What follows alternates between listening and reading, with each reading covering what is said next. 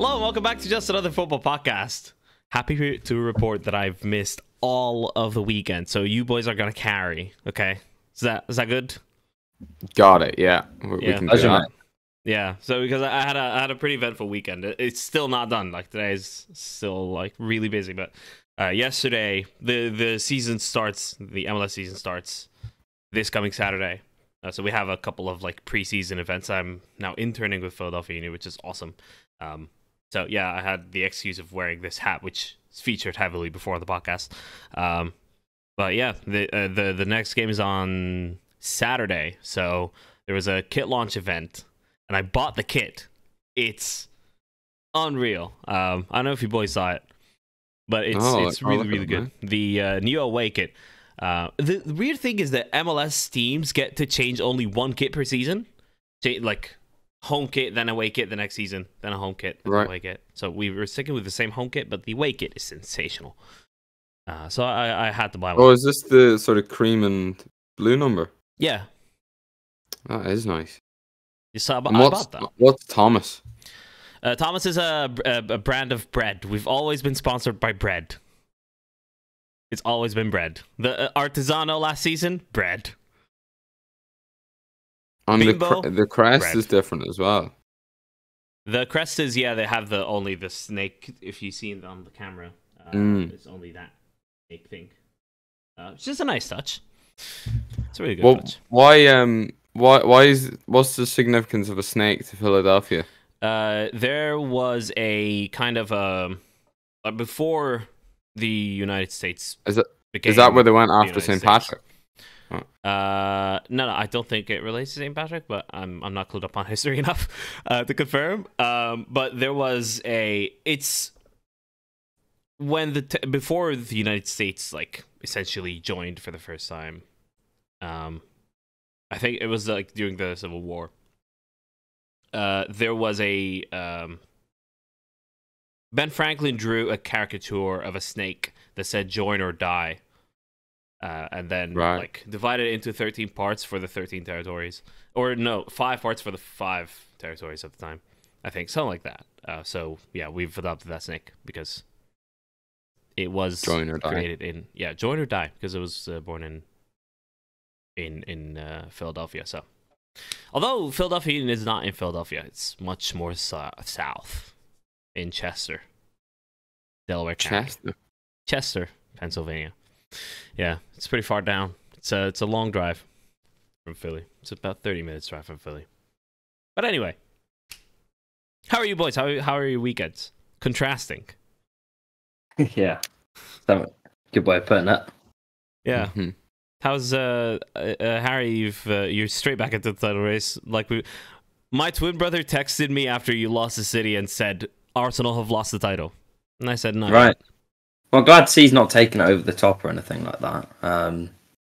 So have we now won the title now that we're back in front? Is that kind of well, he texted me when you won yesterday and said JK LOL. So I don't know what the message is. I know. People are just playing both sides. I mean, it's glorious to see kind of the mental gymnastics kind of going on at the moment. So when we were out in front, if they don't win it, they're the biggest bottlers in the history of football that have ever existed. And then now that we're behind, it's kind of a miracle if we ever get back into it. And now we're back in front and it's ours to lose. It's just, swings and roundabouts, emotions kind of all over the place. I mean,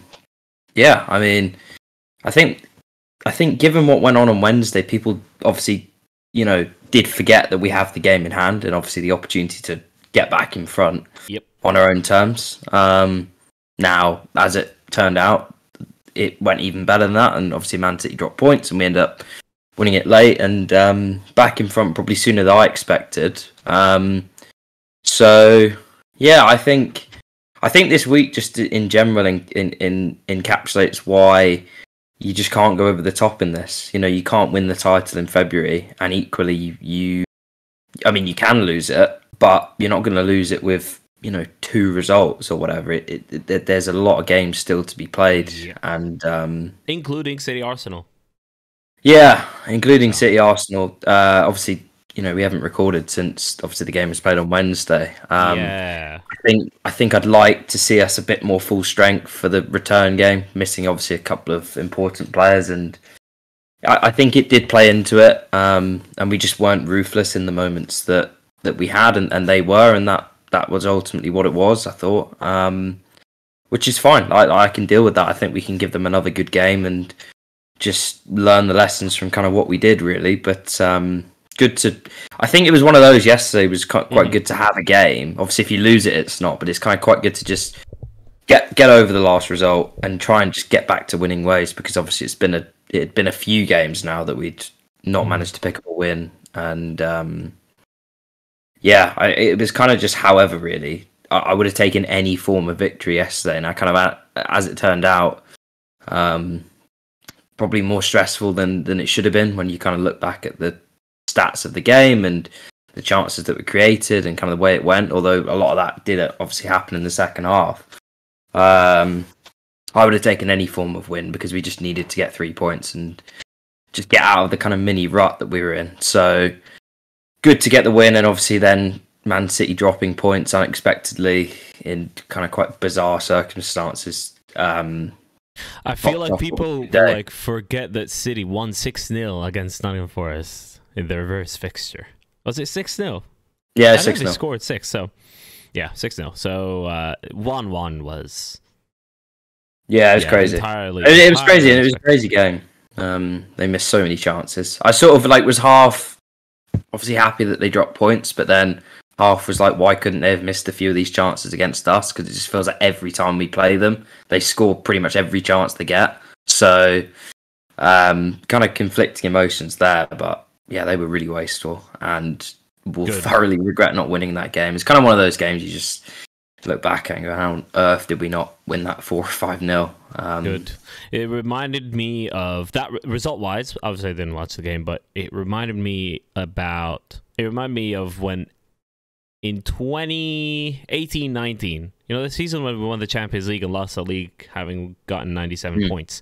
The game against Everton away, we drew 0-0 and missed a couple of absolute saves. Salah went one-on-one from midfield and still missed. And took a heavy touch. Pickford could come out and save. And that was the moment where I was like, how did we not win this? And I know this will cost us the title now because football works. Well, let's hope it costs City the title. If that's kind of what so. Yeah. But I got a feeling yesterday after seeing your simultaneous 3-2 against Aston Villa and 1-1 City Forest. 4-2. You robbed us of a goal. Say what? It's 4-2. Oh, 4-2. Yeah, it was 3-2. I thought, because I saw the winner in the 93rd minute. Checked my phone in the middle of the event. I mean, they did practically give us the 4th goal. I mean, in fairness, Emery was fuming about us going up for that corner, and just giving us the 4th goal essentially. Not a good afternoon for him, which you love to see it, quite frankly, because he's a massive dick. Martinez, imagine this goal. Imagine Emiliano Martinez own goal. Winning. I know, it was glorious. I mean, the calm of it was absolutely glorious because, genuinely, the time wasting was just absurd. I don't understand why he was time wasting either, because we were on top, but there was a chance for them to still win the game, and he was doing it at 2-2. And it's just what? Why are you doing it? There's 25 minutes to go. You're at home. You've had chances, albeit mostly on the counter attack. What are you doing here? And then the other night against Man City, Ederson was doing it after 20 minutes. It's just what is going on here? In what world did Man City start time wasting after 25 minutes and booting it long like they were? It's just what on earth am I watching here? This is just a different team.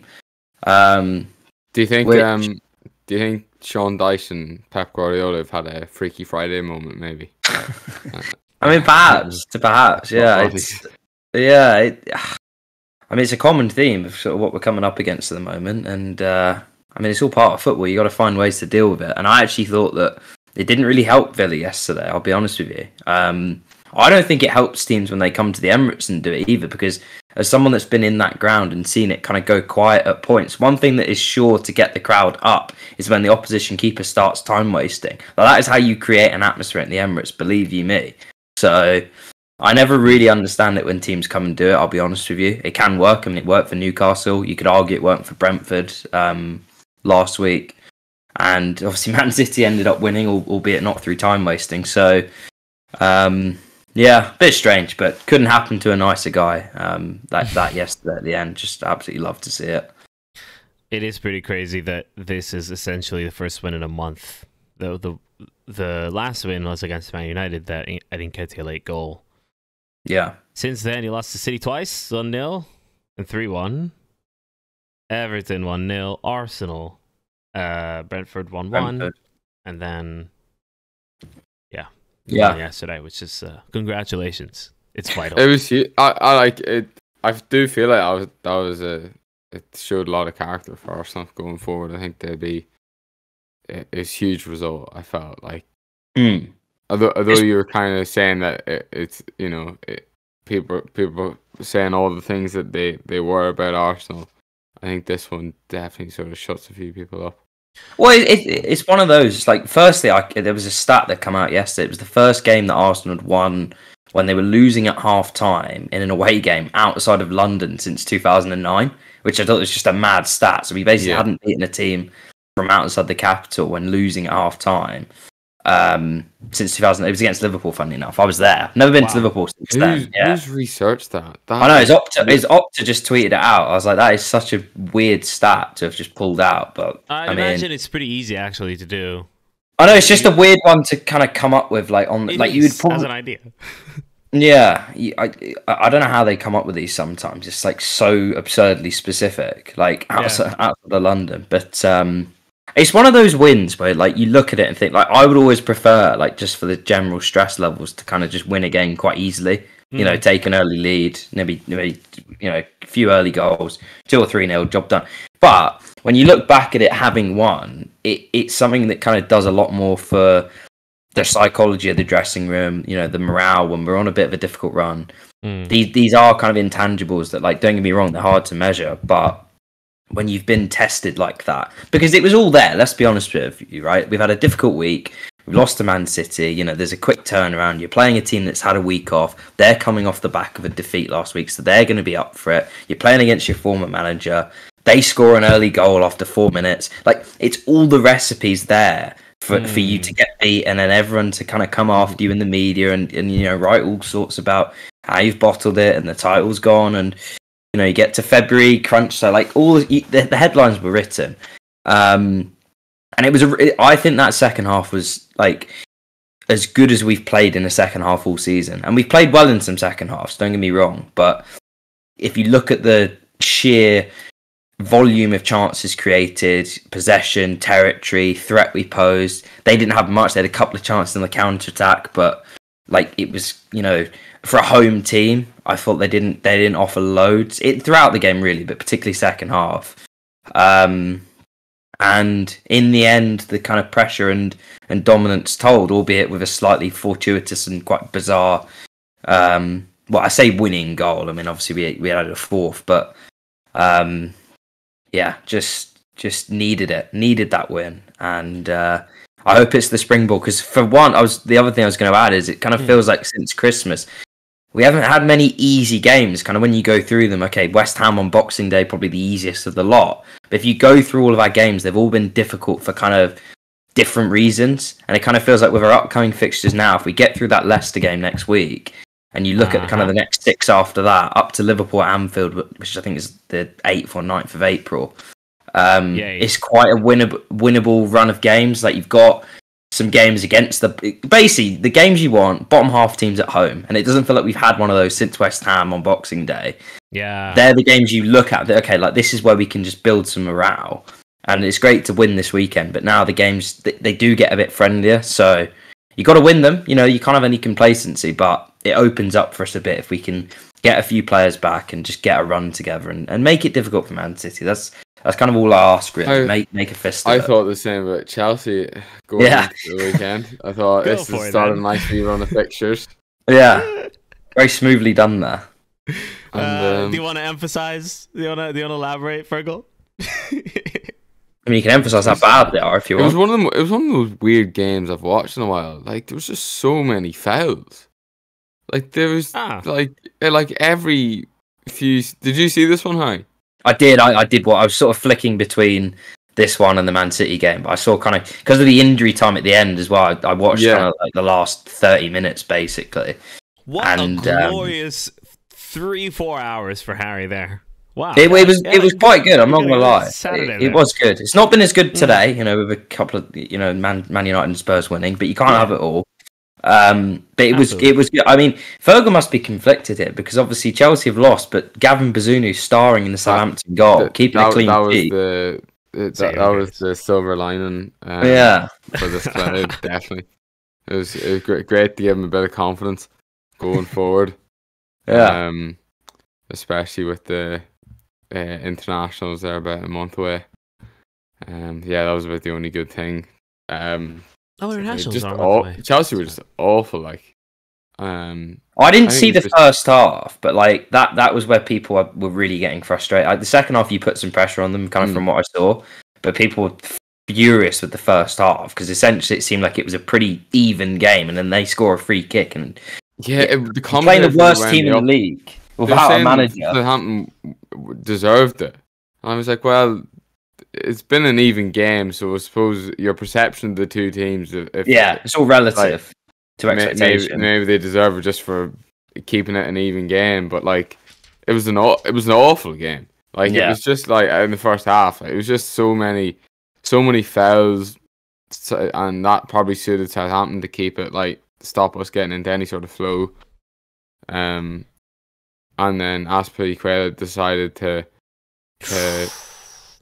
tackle, I think it was Armstrong for the free kick. And like it was just like, I don't know, it's it's Armstrong on the ball, so he's not the biggest threat. Could you just have jockeyed him a bit and not like, if you wanted to place the ball for a James Ward-Prowse free kick, you couldn't do it much better than where it was placed for this one. He's brilliant. Like, it was amazing how he got so much dip on, like, when it was like they go in the bottom of the corner. Yeah. A lot of his free kicks do go in the bottom of the goal, is what I've noticed. Like, he's very good at getting it up and then down quickly. Yeah. And that's the thing, like, you are partly unlucky to concede from a free kick, like, statistically speaking, but he's not an unknown entity at this point. Like, everyone knows how good he is from free kicks. He is the best free kick taker this generation of world football has seen. Yeah, I mean, you'd extend that to kind of dead ball. Like, he's very good at putting corners in as well. Like, when you play Southampton, they're not great, but like the one thing you don't want to be doing is giving them set pieces. And free kicks on the edge of the area obviously falls under that. He's always going to at least offer a threat. The likelihood is he'll probably put it on target. And 17 free kicks, I think it is, since 2016. Second to only one man, who I'm sure you could probably guess who that is. But David Beckham. Since 2016. Oh, since 2016. Do you want to have another go? He's second to Beckham in the Premier League, I believe. But it's since 2016. He's second to a half decent player from Argentina. Messi. Yeah, he's in not bad company today. I've seen a 95th minute winner from a free kick. I think Messi had like 25, and Ward-Prowse has got 17 or whatever it is. David Beckham. I had the stat where he was second behind David Beckham on my mind throughout. I'm writing in notes. Second to David Beckham, and then he said second to one man. I'm like, David Beckham. Default. I thought the same on it. Since 2016. Well, there you go. I'll be clear. But so the Southampton kept it like it was just loads of fouls. That's the one thing. It just was like, I was like, how many fouls are? I must have. I'd be surprised if it wasn't one of the most games with most fouls in the first half of a game, because there was just so many, and like neither team could really get anything going. They got the free kick, scored it. Second half, and there was a few changes made, and we looked better. Sterling had two great chances, didn't take them, and then ᴜʰᵃředᵉ got kicked in the head. I still actually haven't heard anything about him. Have either of you heard anything? Yeah, he's okay. Yeah, he's like kind of gone on Twitter, sitting up in a chair, taking a selfie, smiling. It's good to see. That's good. Yeah, I don't know was, how that wasn't a red thanking the card hospital either. for the work and stuff. Say what? I don't know how that wasn't a red card. I mean, a kick in the head should be, right? I Because didn't see it. it's a I high wish- boot, and it's only ᴗᴗᵗ doesn't stoop that much, so it's just high, and the only reason he's not sent off is because of his perceived intentions are to have a shot, and he doesn't know ᴗᴗᵗ is there. Oh, so he's having a shot and then he kicked his head. Yeah, it was an overhead Oh kick my attempt, gosh. Oof. a full throttle. So I don't know. I kind of think like he's gotten away with it just because of the context of it, and because you know he didn't mean it. But like the outcome is really really bad, and if he had looked at him and done it, would he have been sent off? I don't know.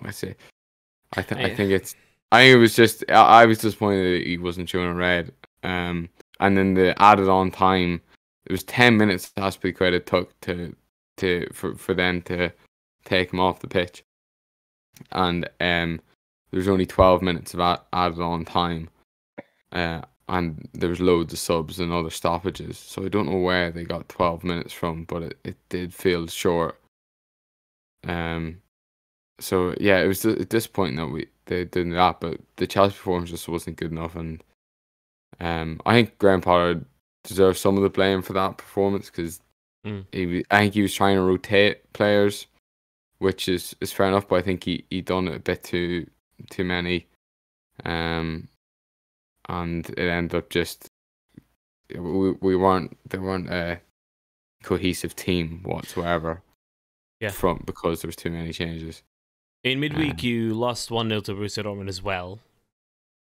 That was a good but that was though. a much better performance. Like from the highlights, I skipped that too. This is what annoys me the most with yesterday's game, was like after the Dortmund game, you're like, oh wow, we actually looked all right, and it was, Dortmund were just clinical. Adeyemi just roasted. On Adeyemi, sorry. Yeah. I don't know if you would have known, because the game just finished before we started recording. Borussia Dortmund won 4-1 against Hertha Berlin, but Adeyemi making an assist, I scored a goal and then made an assist for the second. But making the assist, he injured his hamstring pretty significantly, and it does look like he's going to miss the second leg, given how in pain he was. Yeah. So yeah. That's a shame for him. Hear that problem. Oh, okay. I thought you'd be happy to hear that. But you're a nice guy, so probably not. Yeah, well, there you go. So it was like I think it was just disappointing that there just seemed to be no progress or no, we weren't adding to the good performance we had in Dortmund. Didn't take that momentum. And then just to lose to Southampton, there's not really any excuses. Even though they did play okay, so he really is under pressure. Yeah, well, that was sort of what I was going to come to is there are Chelsea fans that are turning now. This was sort of the first, and it's been brewing for a few weeks now. If we're being completely honest, but this was kind of the first time the full-time whistle blew, and it turned really toxic. And I think, given a result like that, I can understand it. Where are you kind of on it all at the moment? Given you've had a difficult week again.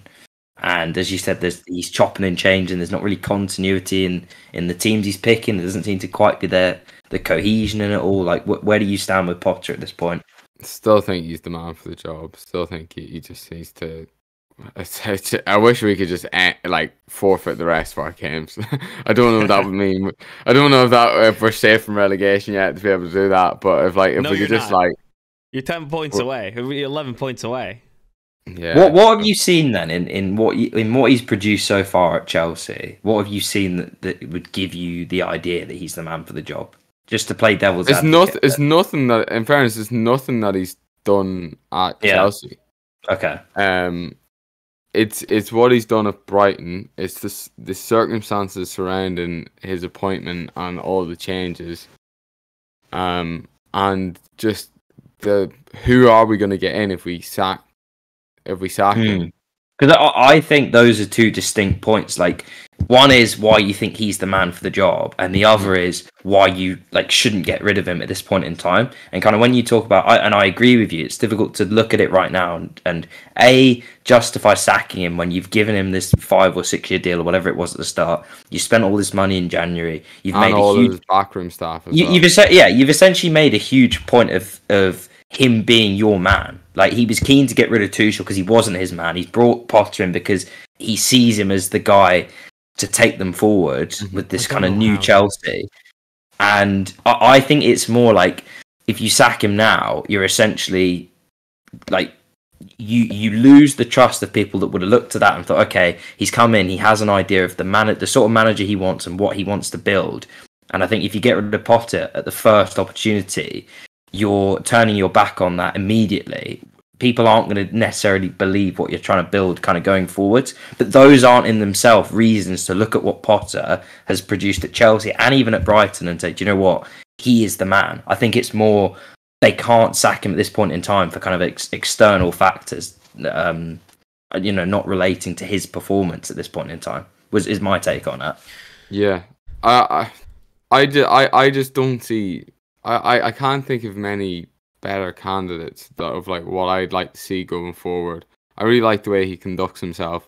He's under so much pressure, so many stupid questions being pointed out. The media are like stirring stuff up because he's not giving them any good headlines really, other than the result. You could tell there was one yesterday where it was like, there's Chelsea fans that said to me, you're like the worst manager in Chelsea history or something like that. It was to that effect. And you can see those questions are clearly designed to provoke a reaction to get a headline, as you say. And that is what they're... The journalist just read off quotes from said fan.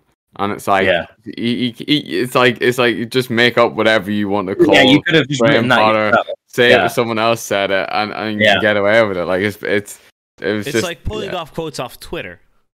It's funny how much that actually annoys managers. I remember Klopp had it earlier this season. It was like someone asked him a question, but it was based on something, and it was like a pundit, like someone said this about you. What do you think? And he basically turned around and said, "Well, like, are you asking me that or not? Like, don't use someone else's quotes. That isn't a question. Yeah. Like, have the gumption to ask me it yourself. Don't take someone else's words." And like, tell me, I know what they've said. Like, they're aware of what people are saying about them. Like, if you want to ask me that yourself. Journalists are self-serving, and you're absolutely right. Like, he's under pressure from these guys because he essentially isn't giving them a rise. Like, the criticism of him so far is that he's not. He's also not charismatic as well. He's not going to give them. Yeah. If he's not getting angry, he's also not giving them any, good lines that like funny or charismatic that will get clicks. And that maybe is like, it might be something that he actually might want to do because, and people will say, like, I'd be kind of the opinion that, it doesn't really, that bit doesn't really matter, but for his own sake, to sort of like take the pressure off him, or to like just have less knives out for him from the media, which will like affect fans' perception. It might be something that he wants to do. The thing is, you can't win. It's all superficial stuff. It's not really anything that actually matters. No, but like equally, you're damned if you do, you're damned if you don't. Because now, if he comes out in his next press conference, he comes out all guns blazing and bites back and responds to stuff. The headlines will then be that he's cracking up, the pressure's getting to him. Like, you really can't win. Like, he has to just carry on with it provokes the question, like, how are you supposed to conduct yourself when your team is losing? Like, there isn't a right way to go about it. Like, whatever way you go about responding to questions and interviews and press conferences, like, people will find an angle to say that you're doing something wrong because it all relates to performance. If you're winning games, you're doing all the right things, and if you're not winning games, you're not. Like, the second Arsenal have gone on a mini little wobble, it all becomes about, is Arteta cracking up on the touchline? Is he too emotional in his technical area and arguing with officials? Like, it's all related to performance. As soon as you start losing a few games, you're not showing the right signs, your body language is wrong, your emotion's not in the right place. it's a difficult time for him. Like, I do have sympathy for him, just simply because he seems like a nice guy. Like, and I think nobody would say these things about Ancelotti, and Ancelotti's famous for being not even shouting at his players. I think in his book that I read, like, it's a really good read actually. He's very hands off, and he says like he doesn't like to get angry with his players. If something's not good enough, he'll say it to them, but he doesn't necessarily need to get angry with them to say that. And I think there was one time that Ancelotti told off his team, and then he went back, like, he completely lost the rag with them, and then went back and apologized afterwards because it was like, oh, sorry, I was out of line there. So like, he was one of the most loved Chelsea managers that we've had by the fans, and you know, those things, as you say, Harry, whenever you're winning league titles, that sort of thing isn't said. Nope. So it is disappointing that we haven't progressed in the amount of games that he's had, but I just don't see the point in sacking him. I think it's understandable that people also perceived us to be a better team than we were. And so it's come as more of a shock as to what level we actually are at, but it's not really a shock to me. I really was not hopeful at the start of the season. My prediction was 4th. That was optimistic. That was me being biased. Yeah. I know that from sort of speaking to you. Like, you, even last season, at the start of last season, and you just come off winning the Champions League, and everyone thought, okay, they've added Lukaku, like, they're going to go for the. You were sort of one of the Chelsea fans I spoke to that did express concerns and reservations about, you know, the football you were playing, whether it suited, you know, a league campaign, whether you'd find enough solutions to win games, and I think that hammers home everything you said at the time. There's no easy quick fix out of this. Like, who's the last team to even challenge for a title after having and after not having some sort of big plan, it's probably Conte's Chelsea. I can't think of another team that's even challenged without having like a big plan and sticking with the manager for a bit like the. Yeah, so we just need to stick with it, but I don't know if he will get the time now. I think like those boos at the end are really concerning. I made the comparison to the Napoli game whenever we won the Champions League. Whenever you asked me about my predictions for the Dortmund game, Ali, and I said we'll lose the first leg and we'll win the second leg. And I said, but he'll keep his job in between. I'm now not so sure. My prediction might actually be more accurate than I wanted it to be. Like, Potter gets back tomorrow. The caretaker, whoever he is. I don't know who the equivalent of Di Matteo could be this time. But Gianfranco Zola. Yeah, it's not a bad shout. There you go. Well, how long is it, or how long does it feel, rather, since George said that Chelsea could be on a title charge? Yeah, it's not aged well. I mean, genuinely, how many games have they won since then? Like 4? Are Liverpool on a title charge? Can I just nudge it out there? Can I just like? No, you can't push it in there. You can't. I thought you might come in here and say, are they on a top 4 charge? And I was kind of prepared to be open-minded and you know, have a discussion. I am like 3 you've been speaking to our top 4 charge. I fully believe in it. You've been speaking to our good friend Liam too much. His positivity has clearly kind of informed your state of mind. It's yeah. We love him. What's changed your mood? Because if we go back a couple podcasts, what have you seen a change in other than the result that you think, yeah, we're good?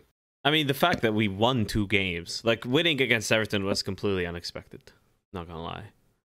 Really? Yes, it was completely and utterly unexpected by me. Why? You literally always beat them home.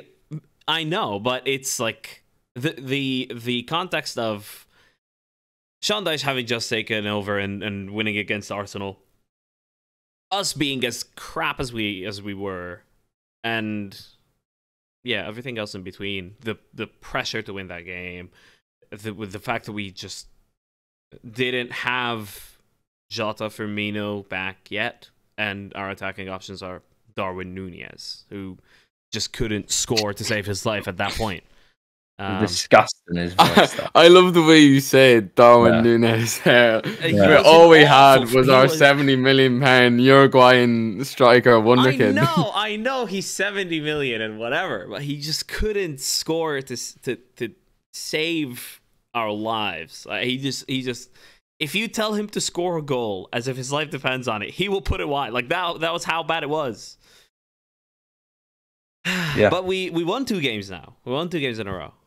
And the other one being Newcastle, which again, no expectations going into that game, but we scored 2 goals very early before the red card. The red card happens, and the rest of the game just most un-Liverpool like this season. The most I like it. I was at a phase in that event yesterday where I could like pull out the phone and put it like in a corner and just like peek at the game every now and then. I couldn't count myself as having watched it, but at no point, and looking at the stats after and everything and the highlights, there was nothing to suggest that we were in any sort of danger. Like there might have been a phase or two where Newcastle held the ball a bit, but that was a controlled 2-0 win. When was the last time we had this? You know, of course I'm positive. And Darwin Núñez has scored an easy chance, which is a massive step forward. Firmino's back, and Firmino was great yesterday. So I'm more positive definitely than I was last week. Are you going to beat Real Madrid then? Is what you're saying? No. Forget the league. I think top 4 we can give it our best in the Champions League, of course, but we won't win. Yeah. Top 4 should be a priority now because It's I don't know doable. about Tottenham. Newcastle have never been top 4 quality for me all season. Fulham, Brighton, really like Fulham, Brighton should be. Yeah, with all due respect, top bubble. They shouldn't. They shouldn't be there yet, right? No. Even though Brighton got a draw and battered us at their stadium, it's maybe skipped my mind, but we're better than them. We're better than them and should be able to top them, Fulham, Newcastle, and Tottenham. It is doable. Like I don't think it will require 70+ points to get top 4 this year. I do think it will be quite a low standard top 4. Like Tottenham are 4th. Tottenham have been shocking. They've been awful this season. I cannot believe that they're 4th. It's like this isn't me just sticking to. I genuinely think they've been appalling. Like pretty much since October, they're the decent start to the season. Conte seems like he's kind of 1 week from walking. Every time, every time they lose a game. Only 4th because Liverpool and Chelsea are having the seasons they're having. Yeah, they're pretty much 4th by default. And I think even the most ardent Spurs fans would probably tell you that. Like they've not been good this season. Like with 24 games in, they're on 42 points. It's like barely a point and a half per game. You take that over a season, you're looking at mid-60s. It's a pretty low standard to get top 4 this year. I think it's doable for Liverpool because they're the only team I look at in that kind of cluster. Take Fulham and Brighton out of it and say it's between Tottenham, Newcastle, Liverpool. Liverpool the only team, and I know they've not shown signs of it this season, but like given their previous history, you could see them winning kind of 4, 5, 6 games in a row. Yep. Tottenham are too inconsistent, and Newcastle have run out of gas a little bit. I think so. Yeah. It's there for them. Wins for Newcastle. I'm not quite ready yet to say they'll definitely get it, if that makes sense. I think it's the last 2 games have been better. I think that next league game against Man United, or actually Liverpool have a game next weekend, but I think Man United's next league game is Liverpool Anfield on the 5th of March. That's a big game because if you ask most Liverpool fans, they probably still tell you they think they're better than Man United. And I think if they're full strength, they should beat them at home. It's another one. It's kind of like that Everton game. Win another big game and just keep going, and I can see you doing it, but it's going to be tight. I think the head-to-head against Tottenham, you've still got to play Tottenham again. It's going to be big, but you're getting a few players back, as you said. Like you've not had. What that about Nick Pope? Can we talk about that? That was that was funny. I think he was trying to play the header and just landed wrong, and that's why he held it. He was trying to head it, he missed it, and his instinct was to grab the ball. I don't think there's much more to it than that. I think I think his landing was wrong, and then he messed it up. Both hands like that, and then I don't know if he just puts his arm out.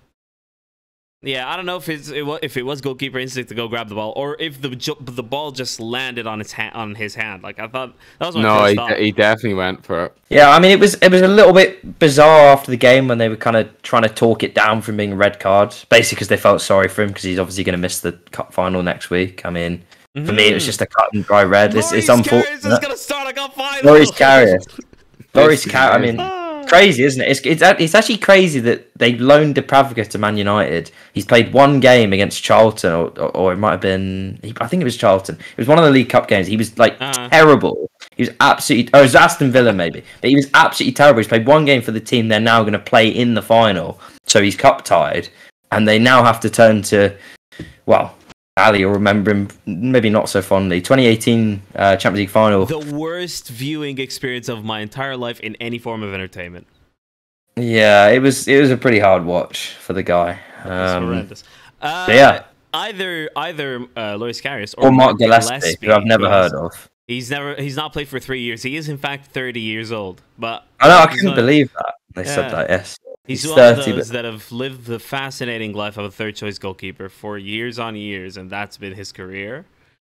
Yeah. Who deserves it more? The redemption arc of Karius, or a man that's just been reliable, always been there, just I think for the storyline, it's got to be Karius. But I would love to see Karius just for. I mean, if I was a Newcastle fan, I'd be absolutely terrified at the prospect of him playing it, because he's got history for. I mean, I wonder if they might try and do an emergency loan, maybe a sort of a Ben Foster in for the game. I mean, could they do that? Could they pick him up? I mean, get him in, get him to vlog the cup final. They tried to sign it. To sign Ben Foster? I think Tottenham tried to sign Ben Foster and weren't allowed. You might be right. Because Newcastle tried to sign him in the summer, because I remember him talking about it on a podcast, and he was like, he just turned it down because, his family was settled kind of wherever they were at the time, and he obviously wasn't going to play. It was literally kind of a third choice sort of thing. Basically what they've signed Karius for. So, yeah, you might be right on that one. I mean, let's put it this way, right? Like, if they don't feel like they could play Karius, and I know it's a cup final, so like the circumstances are pretty extreme, but it's sort of like, why on earth did you bring him in anyway then? Like, you don't expect it to actually happen, granted, but if he has to play, you're paying him, thousands of pounds a week, most likely. Like, he's not there as a fan that you've kind of pulled out the stand, so you need to trust him. Mark Gillespie, though. Spare a thought for Mark Gillespie. I mean, if I had any evidence he existed, then I'm convinced he's just a regen from Football Manager. It does sound like very regen. Yeah. Those great keepers you have when you don't have a second choice available. Yeah. It's going to be fascinating next week. I mean, I would not want to be a Newcastle fan kind of going into that. Jesus Christ. Yeah. Defend for the hilt. Okay, very quickly, our time is limited this week, so we're gonna start wrapping up here. Short King of the Week is predetermined for me. I don't know if any of you boys have any other contenders. And again, I didn't watch any of the games, so you might have better candidates, but I don't think there will be a better one than Seamus Coleman for his involvement in the biggest win for Everton and the biggest defeat for Leeds United this season so far. Fergal's not going to argue with that, is he? No. Obviously not. He meant every bit of it as well, that goal. They actually were saying on Match Today he did, because if you look at it, there's no one in the box to cross it to. And kind of the technique he uses to, quote-unquote, cross it is not a crossing technique. So unless he has no eyesight and he's just bad at crossing, then it's probably a shot, given the way he takes it on. I have a feeling I've seen him score a similar goal before as well. I can't... Because... I can't remember if he has though. But he might have scored a goal from the side of the penalty area before. Yeah, he's got history for it. I can't argue with him getting it. It was It was a good finish. It was terrible goalkeeping. I mean, I genuinely I have no idea what Meslier was doing. I mean, it's just crazy what he Just does poor there. positioning more than anything else, isn't it? Like, Yeah, but I'd get it if there was someone kind of herring into the box with a tap in, but there was no one in there. I don't know what he was looking at and thinking, okay, yeah, it could come across to him. He just was standing in absolute no man's land, and he just got caught cold. Leeds defense in general is horrid. No word on absolutely horrid. What about Aaronson, Ali? I didn't watch the game, but I know. Right, I'm just okay. doing a general statement, You watched enough to tell us. No need to snap there. Stop. just because Brennan Aaronson was brought up. I didn't watch the game. Yeah, I mean, but he watched enough to determine that the Leeds defense is bad, but he didn't watch quite enough so that he could see that Brendan Aaronson dropped yet another anonymous performance. Yeah, it's. I mean, it's some nice mental gymnastics. Man. I get it. The Leeds fans will be delighted to hear. I'm sure. Yeah. I don't think they'll be happy with anything. The fact that they're 19th right now, with 23 games played. I mean, the relegation is just crazy. I mean, you look at that bottom half. There's 8 points between 11th in the league and Chelsea relegation contenders. I mean, what are they? 11 points. 11 points above. Yeah, I'm just looking at it now. Funny, I think on Sky. One thing I actually forgot to say about Chelsea. Yeah. My initial instincts on Mudryk. Right. All right. It's not going to work out. I told you so. I told you so. It never made sense, and it never will. Sorry for snapping there, but why is that? The stick I got for just saying how awful this deal was. It's insane. Why is that? I hope I'm not being proven right. Just for the record, I want Mudryk to succeed. There's a lot of pressure on the kid, and I don't want him to fail with that price that he went for, with that amount of pressure. All right, just to be absolutely clear. But this signing and most Chelsea signings are nonsensical. Waste of money. Waste of 600 million that any other institution in the world that does good things could have done better with. I'm wound up by Chelsea. I'm wound up by Chelsea, Fergal. I'm done. I hope he proves me wrong, but just my initial instincts are like, I'm very confident saying he'll never repay his transfer fee. I just don't see him doing that. He might become a good player, but I'm not so sure on him at all. Why am I so happy with my take being right? I know. I thought I'd be the one that's like fist pumping and over the moon that he looks to be a flop, and we've kind of dodged the bullet. But Ali's doing it all for me. See, Harry, I hate overspend in football specifically. Yeah. Right. Like that. He must really hate Darwin Núñez. Yeah. No, no, he does. Did you not hear the disgust in his voice earlier? Yeah. How why have you spent $7 million for that? Like, I get it. I get like signing a striker for big money that had a sensational season last season. Why are we spending 70? It's so much money. It's so much money. The best players in the world should be going for 50. State of the game, man. I know. God. Let's predict the Champions League's fixtures for the coming week. Tuesday. So we did this last week. We predicted the outcome of whoever's going to go through out of these fixtures. So the aggregate result. Frankfurt, Napoli. There's only one answer there. Fergal? Yeah. Frankfurt, Napoli. Yeah, Napoli. Liverpool, Real Madrid. Real Madrid. You're thinking about it. Interesting. Yeah, I sort of want to be contrarian. I'll go Liverpool. Sure. I don't hate that, obviously. Fergal. Real Madrid. Yep. Wednesday, Inter Milan Porto. Inter on a pretty stinky run of form, has to be said. I know little about both teams. I'll go. Oh, Porto they still have that good manager, don't they? Porto's manager. goes by the name of Sergio Conceição. There you go. I had that in my head. I was like, I wasn't sure if that was right. I'll go Porto. Good, sure. What do you reckon, Harry? Inter. I'll say Inter too. Yeah. Just a quality difference. Right. And after that, RB Leipzig, Manchester City. You two go first. City. Fergal. City. Harry? Okay. Fergal. How are Leipzig doing? Leipzig have title credentials. The Bundesliga is pretty crazy. They have 3 teams on the same number of points. Bayern Munich 43, Borussia Dortmund 43, Union Berlin, who drew today 0-0 against the bottom team Schalke, 43 points. Could have been top today.